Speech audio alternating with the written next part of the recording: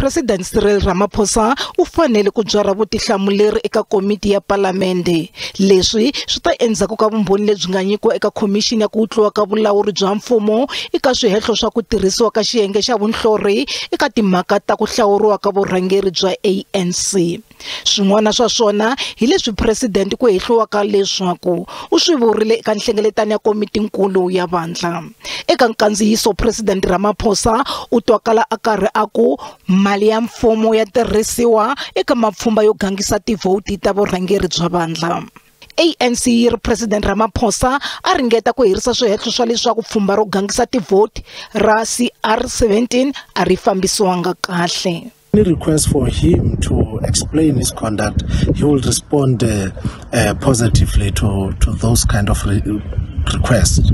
We have always stated that the leakage has been designed to create a distortion.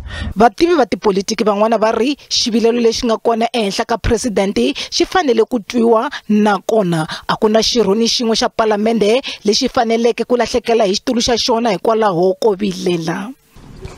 At the moment where we are in South Africa, it just doesn't look good for someone, a member of parliament, to be facing disciplinary hearings because they have asked questions that has to do with accountability. Xirho xa palamende xa ANC lexi nga tisa xivilelo n'hweti leyi nga hundza xi hundzisele mhaka leyi eka musirheleri wa vaaki ni le ka commission ya ku lavisisa ku tluwa ka vulawuri bya mfumo.